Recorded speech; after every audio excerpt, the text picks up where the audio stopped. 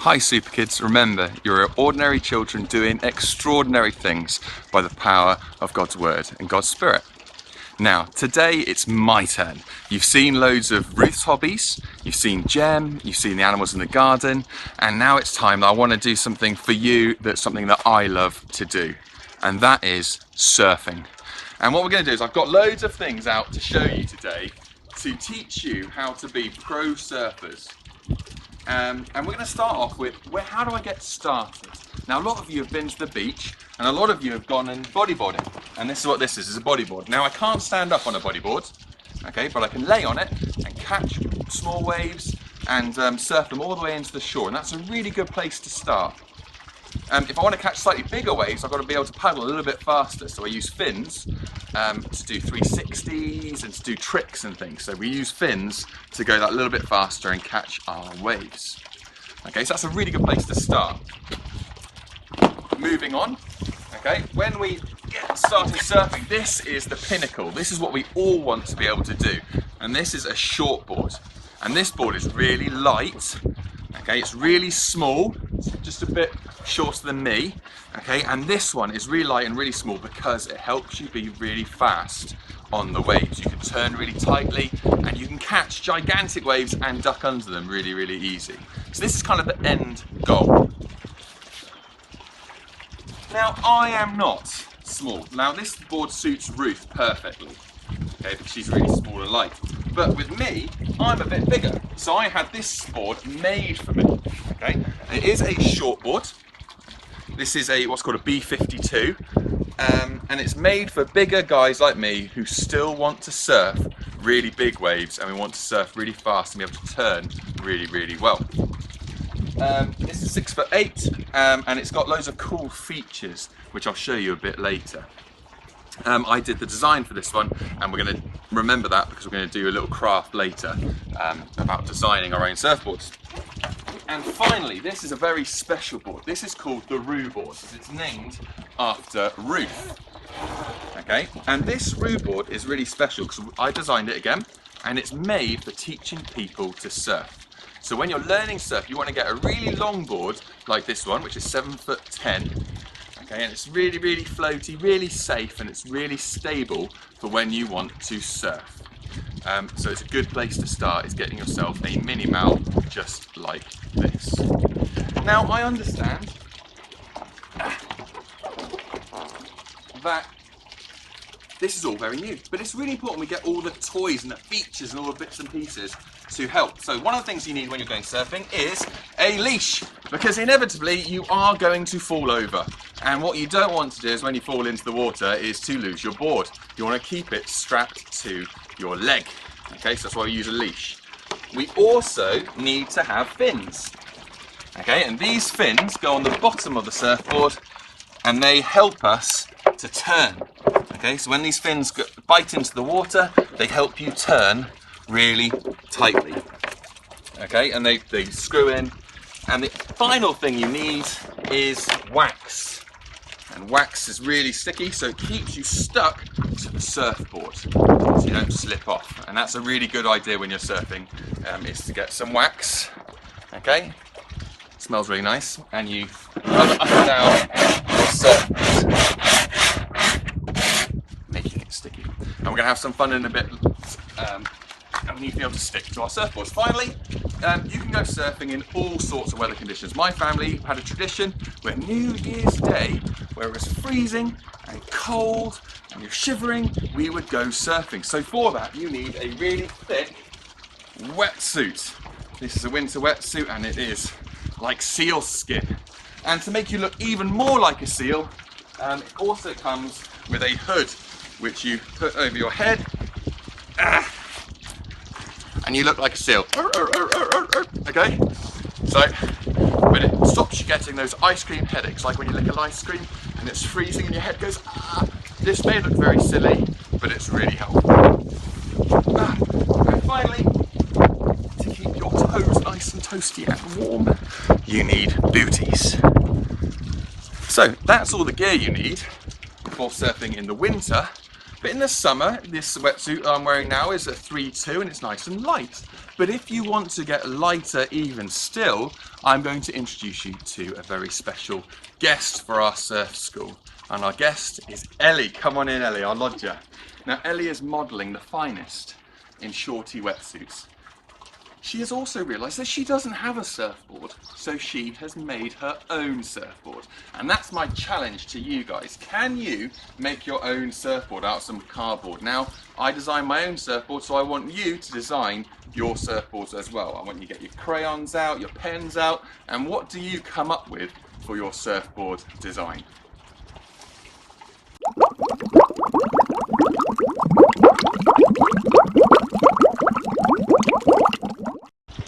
So welcome to Surf School Part 2, and in Part 2 we're going to teach you how to stand up on a surfboard. And again I have Ellie with me. Ellie, are you ready for this? Yes, I am. Okay, you're ready. Okay, so the first thing to find out is which foot do you put forward, because that will tell us where to put the leader. So what you do is, can you lay on our roo board here?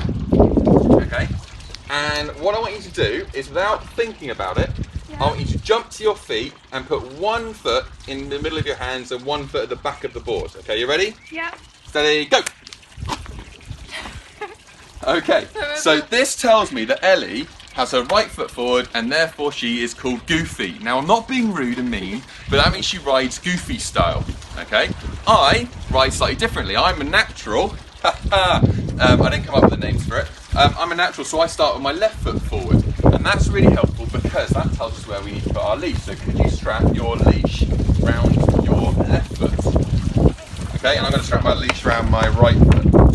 Again, the leash is really important because it stops you moving your surfboard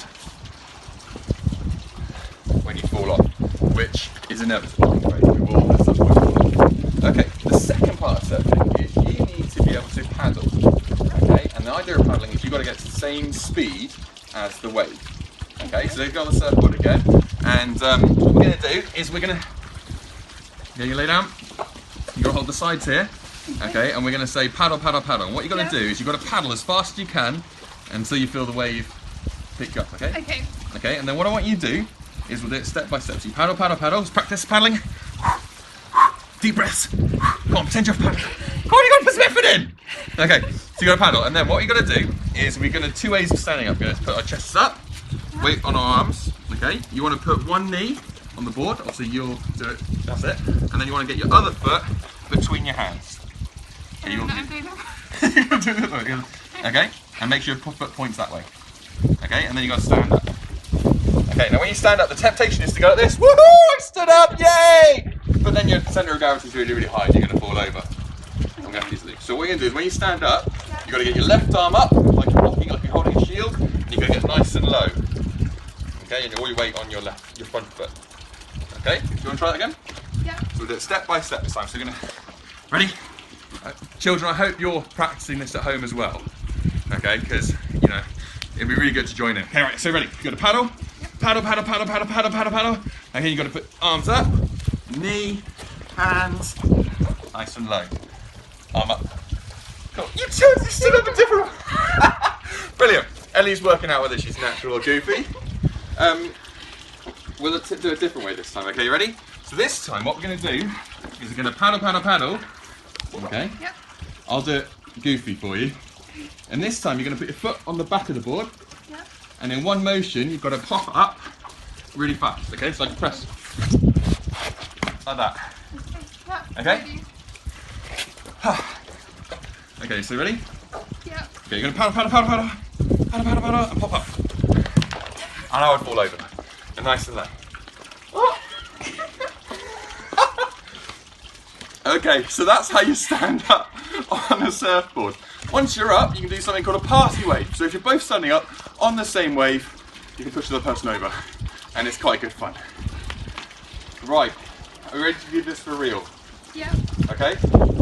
Now, we are not in the sea, and you're going to be hearing in a little bit about some stories from the Bible where the wind and the waves were massive, which made us think about surfing.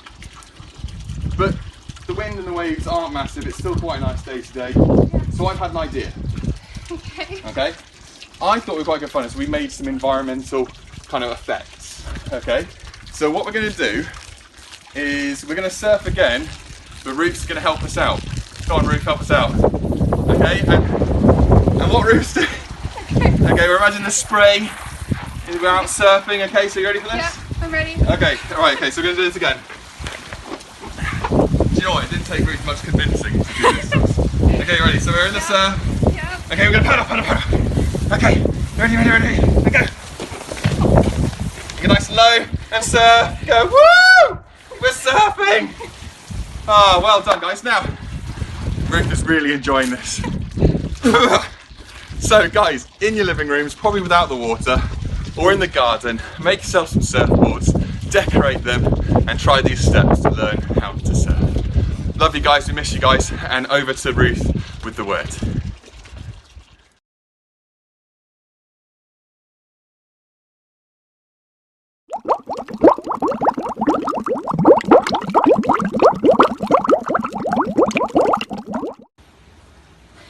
Hi guys, so I hope you enjoyed your surfing lesson with James and Ellie. Now, James mentioned that sometimes there can be some really big waves. It might be a little bit scary. And I'm going to tell you a couple of stories from the Bible where Jesus mentions the storms in life. Sometimes they might be real storms with his disciples, and sometimes he tells them a parable about the storms of life. So why don't you come on round and have a look at this, the pictures in this storybook. Okay, the sun was going down, the air was warm and still. Let's go across the lake, Jesus said to his friends. Jesus had been helping people all day, and now he was tired. So they left the crowds at the shore and set out in a small fishing boat. Jesus climbed into the boat to take a nap. As soon as his head touched the pillow, he fell fast asleep. It was a beautiful evening. A gentle breeze rustled the sails. The friends were chatting happily as they headed out into the middle of the lake. Everything was perfect, just right for a nice, quiet sail. They were only about halfway across when, out of nowhere, whirling winds swept across the lake, fierce and strong like a hurricane. A blinding flash of lightning lit up the sky. Thunder roared right overhead. The storm blew the water into towering waves that hurled the little boat up, then sent it hurtling, crashing back down. The fishing boat was blown and buffeted and tossed and turned, back and forth and up and down and left and right and round and round. And in the middle of the storm, Jesus was sleeping. Now Jesus' friends had been fishermen all their lives, but in all their years fishing on this lake, they had never once seen a storm like this one. No matter how hard they struggled with their ropes and sails, they couldn't control their boat. This storm was too big for them. But the storm wasn't too big for Jesus. "Help!" they screamed. "Wake up! Quick, Jesus!" Jesus opened his eyes. "Rescue us! Save us!" they shrieked. "Don't you care?" Of course Jesus cared, and this was the very reason he had come, to rescue them and to save them. Jesus stood up and spoke to the storm. "Hush," he said. That's all. And the strangest thing happened. The wind and the waves recognized Jesus' voice. They had heard it before, of course. It was the same voice that made them in the very beginning. They listened to Jesus and they did what he said. Immediately the wind stopped, the water calmed down. It glittered innocently in the moonlight and lapped quietly against the side of the boat, as if nothing had happened. The little boat bobbed gently up and down. There was a deep stillness and a great quiet all around. Then Jesus turned to his wind-torn friends. "Why were you scared?" he asked. "Did you forget who I am? Did you believe your fears instead of me?" Jesus' friends were quiet as the wind and the waves, and into their hearts came a different kind of storm. What kind of man is this? They asked themselves anxiously. Even the winds and the waves obey him, they said, because they didn't understand. They didn't realize yet that Jesus was the Son of God. Jesus' friends had been so afraid they had only seen the big waves. They had forgotten that if Jesus was with them, then they had nothing to be afraid of. no matter how small their boat or how big the storm.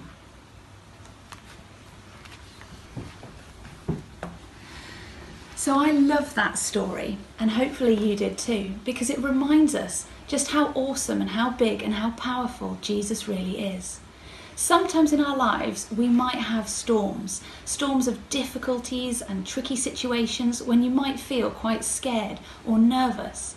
But the important thing to remember is that Jesus is with you, and Jesus is so much bigger and so much more powerful than anything that's going on in your life.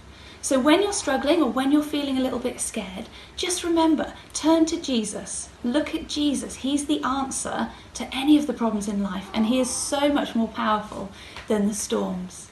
And also, you've got Jesus in you, and Jesus has authority and power over the storms.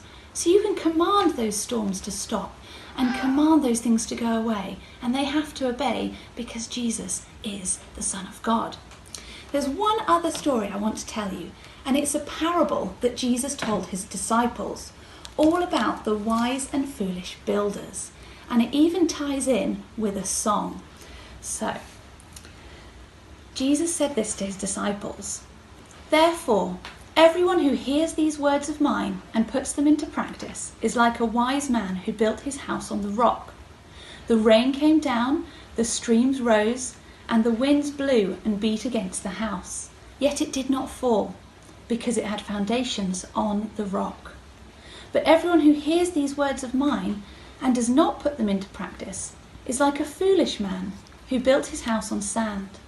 The rain came down, the streams rose, and the winds blew and beat against that house, and it fell with a great crash." So that's another little story about storms in life, and it reminds us that we need to build our life on Jesus. If we focus on him, have faith in him, trust in him, and rely on him, then we are built on that rock, the rock of Jesus, and nothing that comes against us will topple us. So, with that in mind, we are going to have fun with a little song and some actions. So get ready.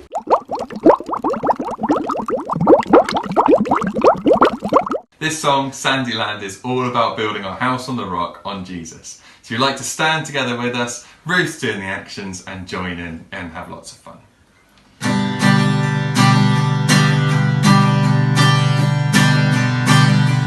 Don't build your house on the sandy land. Don't build it too near the shore.